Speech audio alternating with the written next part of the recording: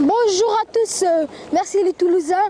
Maintenant place aux Nantais, à nous de prendre le relais. Nous sommes sur Touquet, Paris-Plage. Les coureurs vont parcourir 163 km pour arriver à Lille.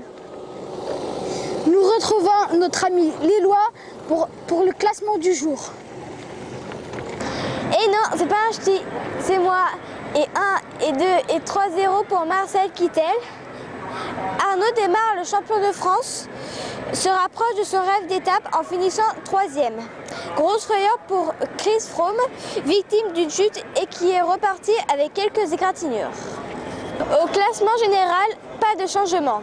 Nibali toujours en jaune, devant Peter Sagan.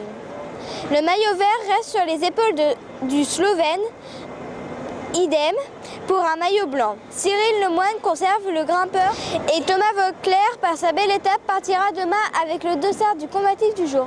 À demain Youssef, je vais peut-être manger une fricadelle. Ciao. On continue avec le clin d'œil du jour.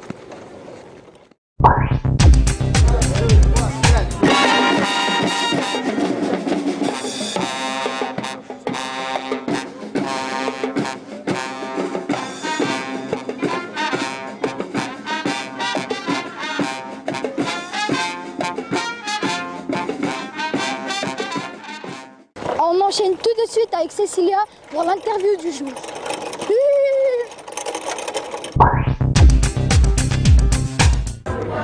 Ok Youssef, alors voilà, je me trouve avec Loïc Brouard et pour une interview. Alors monsieur, comment une équipe comme la Bretagne se retrouve sur le Tour? Il se retrouve sur le Tour parce que on a mérité d'y être avec les résultats que l'on a. On est une équipe qui a très peu de moyens mais qui a envie de montrer beaucoup de choses. On a une page de vélo à écrire et le Tour de France c'est sûrement la plus belle vitrine pour écrire cette page.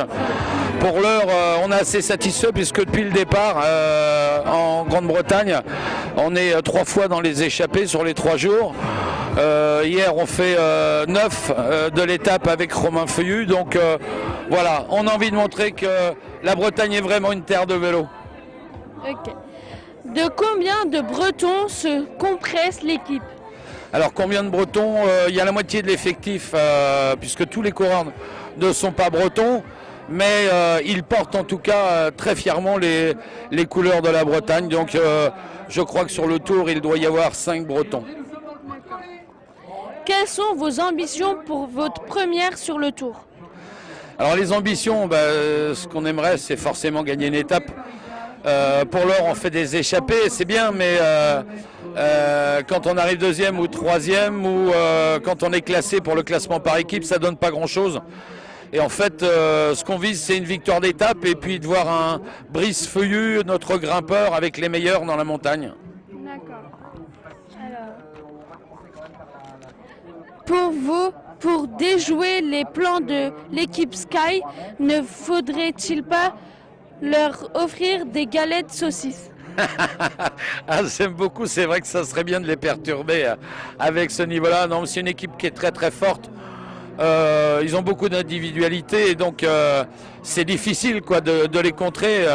Je crois qu'entre eux et nous, il y a un budget qui est énorme. C'est pour le comparer, c'est le Paris Saint-Germain avec une équipe de 2e division. Mais on a tout à prouver, on sera à l'attaque, on va tout faire et on va porter haut les couleurs de la Bretagne. D'accord.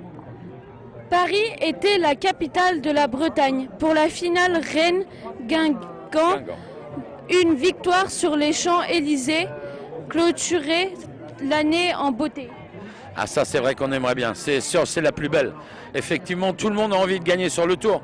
Mais après, on connaît encore une fois des individualités comme Kittel de Genkolb, qui sont des coureurs qui vont vraiment très très vite, même si Mark Cavendish n'est plus de la partie. Mais voilà, c'est jamais facile. Mais en tout cas, on peut faire un podium sur les champs, c'est possible.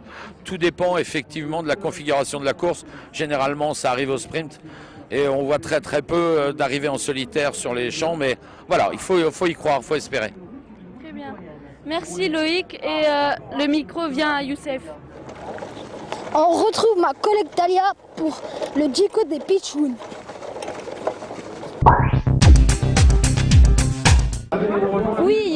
Je suis avec Cédric Vincent. Bonjour. Bonjour. Pourriez-vous nous dire ce que signifie la chasse à la canette? La chasse à la canette. Alors la chasse à la canette, c'est tout simplement quand les coureurs cyclistes ont soif et ils descendent à leur voiture pour chercher du ravitaillement. Alors on dit la canette, mais ils ne prennent pas de bière évidemment, ils prennent de l'eau avec du glucose. Mais c'est une petite expression typique du monde du cyclisme. Aller chercher de la boisson à la voiture. Je retrouve Sandy Cazard pour l'étape de demain.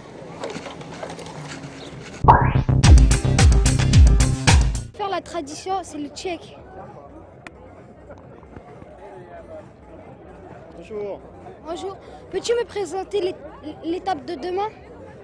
L'étape de demain est compliquée. C'est une étape avec des PAV, donc beaucoup de stress qu'il y aura dès le matin dans le peloton. Tout le monde, tous les leaders sont là et ont peur de cette journée, de perdre beaucoup de temps et surtout des pavés qui sont très dangereux. Donc c'est une journée qui va être compliquée mais qui va être très, très belle avec les images d'hélicoptères. Donc une grande journée demain.